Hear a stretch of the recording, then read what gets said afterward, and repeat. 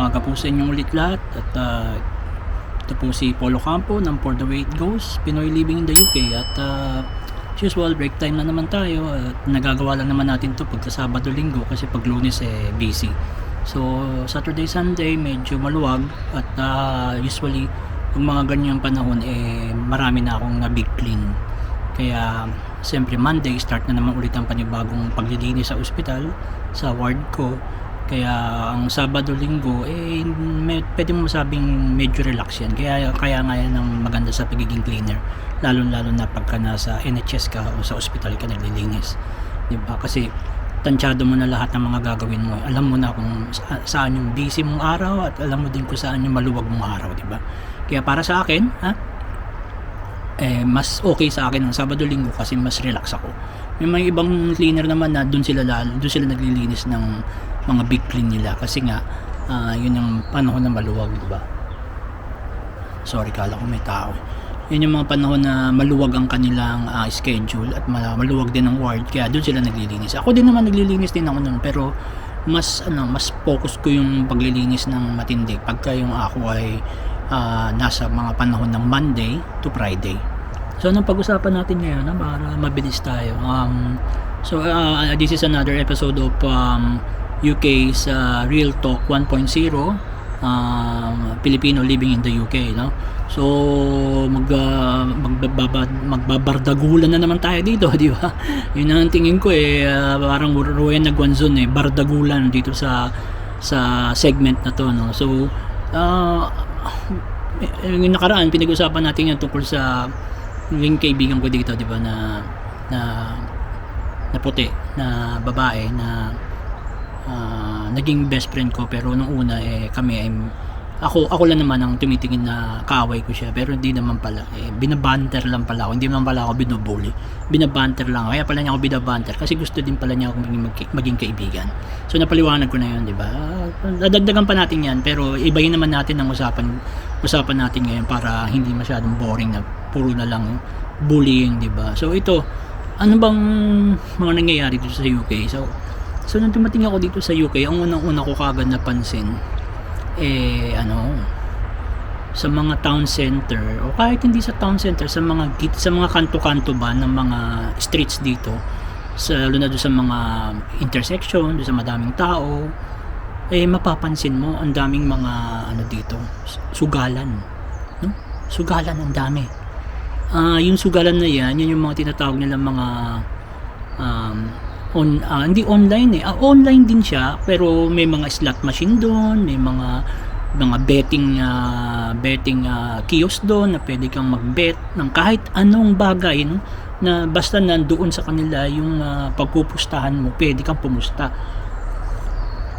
So ito yung alam ko, naalala ko nung isa to sa mga dahilan kaya natanggal si ERAP, di ba, si President Joseph Estrada, kasi gusto niya yan, di ba? Meron dito mga tinatawag na Ladbroke, mga Coral, yung mga ganyan, yung mga yung mga sugalan na yan, no? Parang pwede mo masabing online sugalan siya, pero pupunta ka talaga doon sa sa lugar na yon kung saan magsusugal ka. Kaya ang mo doon, ang gagawin mo doon is kung katulad ko, meron akong experience kasi alam mo, nung dumating ako dito, yung aking kaibigan na si George from Northampton, no, from Corby, tinuruan ako niyan pagsusugal na yan. Buti na nga lang hindi ako na-addict kasi kung na-addict ako, sigurado ko hanggang ngayon nagsusugal pa rin ako. So alam mo kung ginawa niya kasi malaki ang nakukuha niyang benefits sa government kasi may edad na siya So naganoon siya mga tinatawag na child tax credits, mga kung ano, lalaki ng mga kinikita niya, tapos nagtatrabaho pa siya. So alam mo ba yung kung kumukubra siya nung panahon na 2010? Hindi, 2009, no? Kumukubra siya kunyari ng £500 sa kanyang tax credit. Lahat yun sinusugal niya, yung £500. Laki na nun ng araw, yung 500 na yun. Ang dami na mabibili nun dito noong 2008, 2009. Sinusugal niya lahat yun, pinapatalo niya. Kaya minsan yung kanyang pera pa nga sa personal na pera niya, pinapatalo pa niya. So ang gagawin niya, pag wala na siya pera, magtatrabaho na naman siya ulit. Ganun lang yung style niya. Hanggang makaipon siya, sugal na naman siya. So ano pang ginagawa niya? Ang madalas niya sinusugulan yung mga slot machine. Kasi may mga iba, yung mga slot machine dito, alam ko meron yan, yung kaibigan ko nga sinama ko niyan diyan sa ano. Kaso sa atin kasi casino di ba? Kasi dito ang casino maliliit lang na maliliit na. Meron din sila malalaki, yung mga big time, pwede ka doon. Pwede basta may pera ka. May pangsugal ka pwede. Pwede ka nga lang manood para ding sa Pilipinas. Pero siguro sa London may mga lalaki, pero sa atin kasi dyan sa Metro Manila, ang lalaki yun, pinuntahan namin ng dati kong tropang yun, ang laki first time nakarating ako sa ganun, no? Ang dami nagsusugal na Pilipino, di ba? Bisyo yata talaga ng Pilipino yan. Tapos ang gagawin niya ni George, magsusugal siya doon sa slot machine. Minsan siya yung slot machine talaga na na parang Las Vegas ang type, no? Nanalo siya minsan, meron din siyang pinupustahan roulette. Alam mo, may experience pa nga ako niyan na nanalo na siya ng 1,000 pounds sa roulette, no? Kaso talagang hindi niya tinigilan yung 1,000 pounds niya. Pinusta lang niya parang 50 pounds lang, tapos naging 1,000 na yung kanyang panalo. Kaso wala hindi niya tinigilan Siyempre, ang machine AI yan 'di ba? AI yan. Kaya malalaman ng AI na ayaw mo tumigil ito titirahin kita ngayon patay ka. Ubus na, walang natira sa kanya. Sana naman lang nung nag 500 umuwi na siya. Hindi. Nandun ako, nakita ko, sabi ko ginagano nga, sabi ko we go home now, it's just okay. You receive 1,000 pounds. Oh, now you're losing. You still have 500 pounds. Sabi ko, let's go. No. I will finish this. I need more than 1,000 pounds. Sabi niya gano'n. Hala, tunganga. Uwi kami tunganga. Anong ginawa niya? Nagtsaan na lang siya pag dating sa kasi wala na siyang makain dahil ubos ang pera niya. Hindi naman yun nangihiram. Yung mga, Portuguese yun Yung mga puti, hindi yun, yung mga pride yan, natataas ng mga ihi niya, matataas. Kaya kahit gutom na yan. Hindi mo yan, kahit bigyan mo nga pagkain niya, ayaw kumain. Ngayon sila, tapos tinuruan niya ako. So, medyo nahilig din ako. Try ako kasi one time, nagpusta lang ako doon sa slot machine nga, hindi roulette, yung slot machine talaga. Nagpusta ako ng 10 pounds ang nilagay ko. Nanalo ko ng almost 60 pounds sa 10 pounds. May 50 pounds akong inuwi. Kinuha ko yun. Tapos bumili ako ng pagkain. Sarap pagkain namin. Bumili akong pagkain sa Asda, yung gamon nila. Tapos mayroon pa akong roast chicken. Sobra-sobra pa yun. Kasi nung araw, parang all in all, 5 piso lang yun. Yung roast chicken, saka yung ng Asda, yung bacon joint na tinatawag, di ba? Mayroon pa akong mga dalang mga tinapay, kasi nga nanalo akong 60. Hindi 50 plus 10 pounds kung pinusta, di ba? Di ba ayos? Tapos hindi naman ako bumalik na palagi, yung balik ng balik, hindi. Pag may sweldo ako, pumunta ako doon, sige. Pag natalo ako, uwi na ako. Pero iniisip ko, sabi ko, ito ba talagang magiging buhay ko ako? Na ganito na lang, maglalaro ako, tapos pag natalo ako, depress ako, di ba? Sabi ko, hindi, ayoko nito ako. Pero tinigil ko hindi lang slot machine ang tinaray ko, pati yung blackjack tinaray ko din yan. Gusto ko ayan ang mabilis mag-ubos ng pera, yung blackjack. Kasi alam niya na yan, yung mga sugarol yan, alam nila yan di ba? Yung mga Pilipinong sugarol dito sa UK, alam niya yan, di ba? Yung blackjack sa slot machine, di ba? Na sa mga Coral, Ladbroke, mga ano pang mga casino, small casino dito, di ba, sa UK. Ubos ang pera ko dyan sa na yan. Pero sabi ko nung nakikita ko nang medyo nalalagasan na ako ng pera, huminto na ako. Sabi ko ayoko na. Pero meron pa ako isang experience na maganda, na yung kay Pacquiao, si Hatton at saka si Pacquiao ang naglaban. Ay Diyos ko, ayun, yun ang tubong lugaw talaga. Tubong lugaw yun. Kasi pumusta ako. Hindi ko na alam kung kasi may mga per round pa yan pusta, diba? Merong mga knockout, mga ganon. Ang pinustahan ko yata knockout. So nilagay ko lang 10 piso doon sa knockout, 10 pounds lang. Yun lang ang gusto ko gusto ko nang i-try, sabi niya. Yun, yung mga time na yan, nag-work pa ako doon sa Weetabix. Pero alam ko nandito na ako sa Nottingham nun So doon ako pumusta ako sa Coral. Pumunta talaga ako sa Coral, kasi pusta ako ng Manny Pacquiao versus Hatton in favor of Manny Pacquiao. Knockout ang nangyayari. So knockout win si Manny Pacquiao. Yung time na yun, dihado pa si Pacquiao nun, si Hatton ng sikat nun di ba? Wala pa yata second round, di ba? Bagsak na si Hatton. Sabi ko, second round nito, bagsak si Hatton, di ba? So, tuwan-tuwa ako laki na pala. Yun mo, sa 10 piso, kumita ako ng almost 70 pounds. Kasi ang taya nun taya nun, basta malaki ang ano, kasi dihado nga si Pacquiao.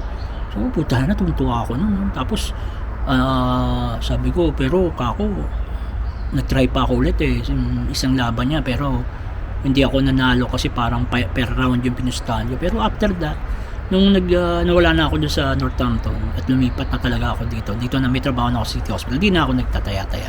Iniwasan ko na kasi maraming mga tao ang nasira ang buhay dahil dyan sa pagsusugal. Pilipino, sa totoo lang, hindi lang mga puti, Pilipino, napakadami. Dito nga, ang balita ko nga dito, ang daming sugarol. Although hindi mo ako sumasama sa kanila, sila naman din na nagkikwento di ba? Kasi alam mo naman tayo, di ba? Yung isang tropa ko nga, kala ko nga hindi nagsusugal yung pala nagsasabong din pala diyan sa Pilipinas. Mahjong, yan. Mga gusto niyo di ba? Pero maglaro na lang ako ng PlayStation ko. Yun na lang. Mas gusto ko pa yun. Mas mabubuhay pa ako dun. Yun na lang laruin ko. At least hindi ako nag-uubos ng pera.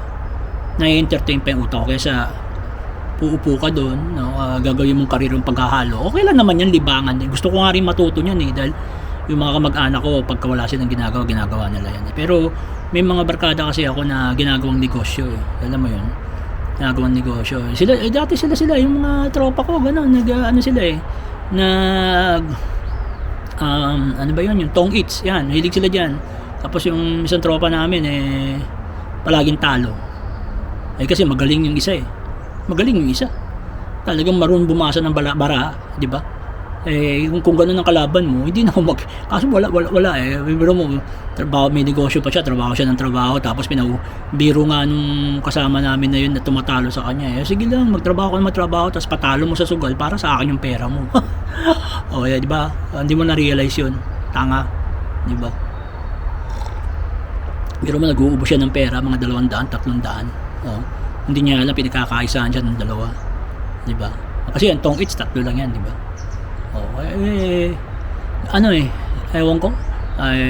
Ayaw, yung mga sinasabi ko, suggestion na pwede nilang gawin. Yung isa nga, hindi nanonood ng mga superhero movies, hindi daw siya nanonood ng mga ganun kasi hindi daw siya naniniwala. Kakasuka, no? Ano ba yun? Wala man lang imagination, di ba? Wala man lang, hindi man lang bumupunta sa level na imagination yung isip niya, na matuwa siya sa mga ganung pelikula, di ba? Pero wala namang pakialam yun, yung trip niya, di ba? Pero, nakakatuwa lang nga doon, inuubos niya yung pera niya sa pagsusugal. Na pinapatalo niya, tuwan-tuwa naman siya natatalo siya, di ba? Ito lang mga kababayan. Ito lang, kaya ba't ko sinabi to? Kasi, dito lang sa Nottingham, napakadami ditong nilunong sa sugal.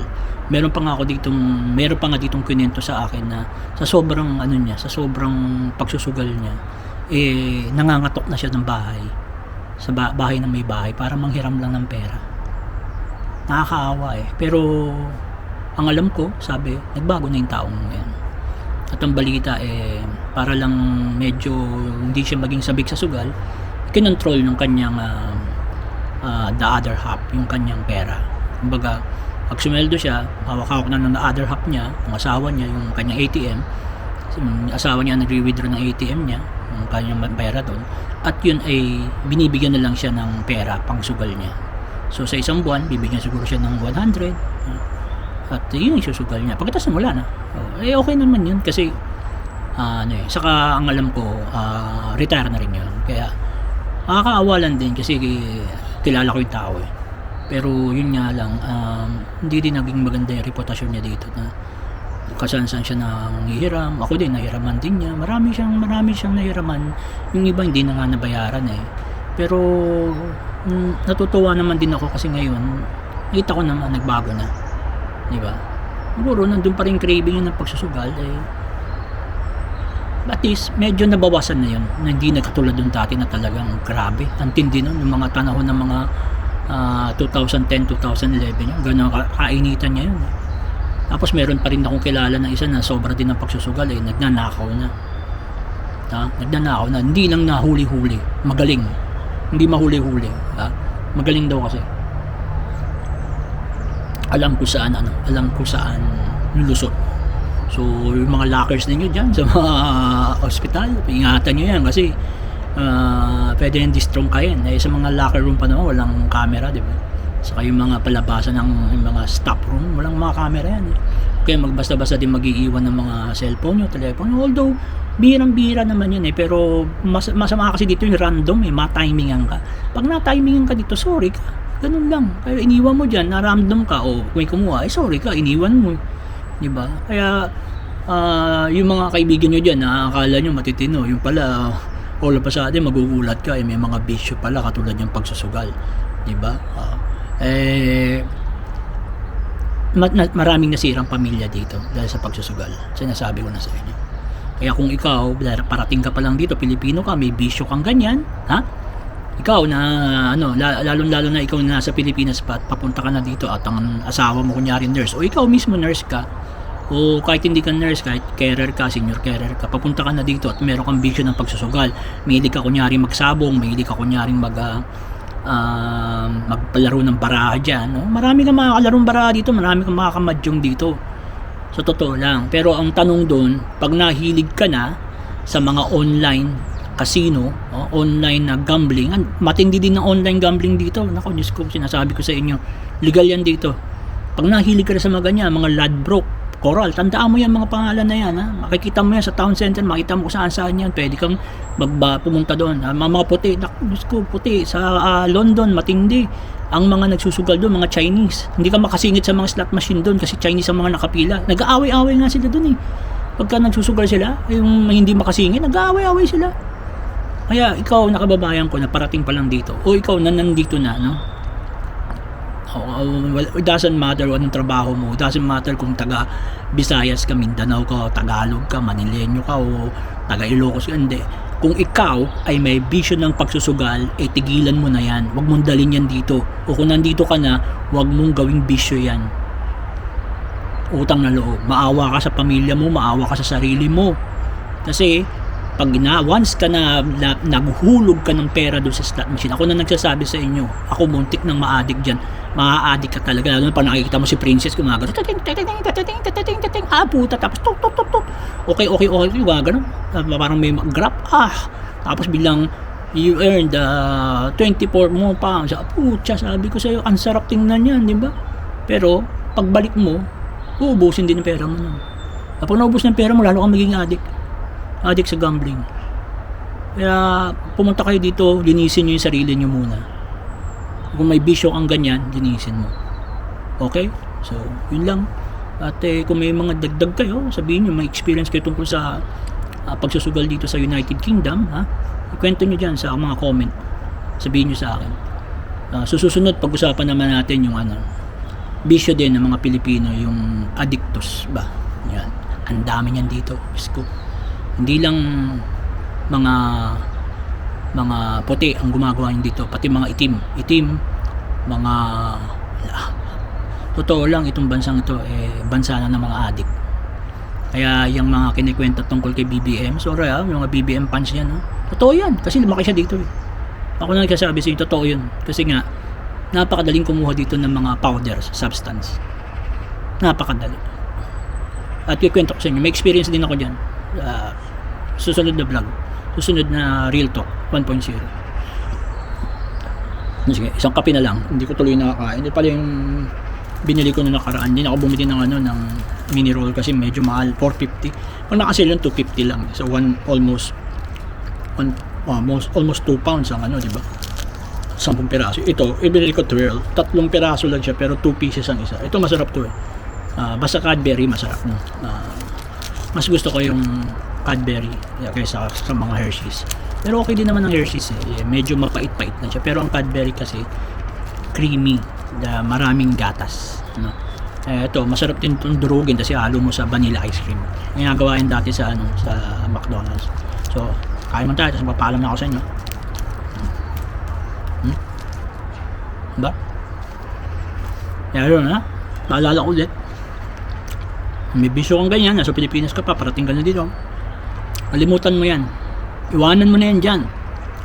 Ngayon, magbagong buhay ka, huwag ka magsugal, yung pera mo ipunin mo, yung retirement mo Kung ano yung susugal mo, ipunin mo na lang. Tapos pagka bata ka pa, kunyari, ikaw 25 years old lang, pupunta ka na dito, kasama mo pamilya mo.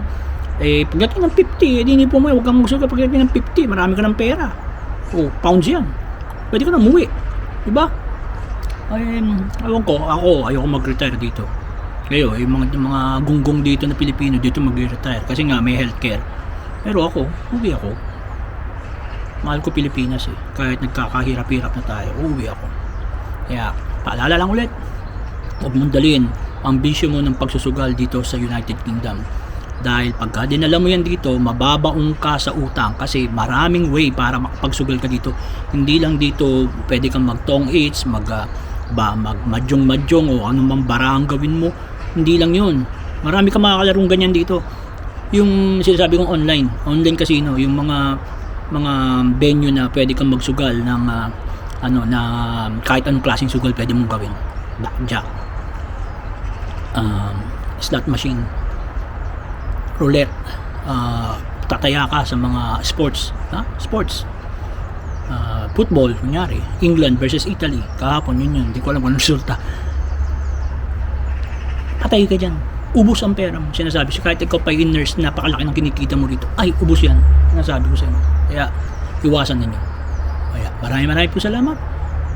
Cheers po sa kape natin. Huwag na rin mag-inom-inom, di ba?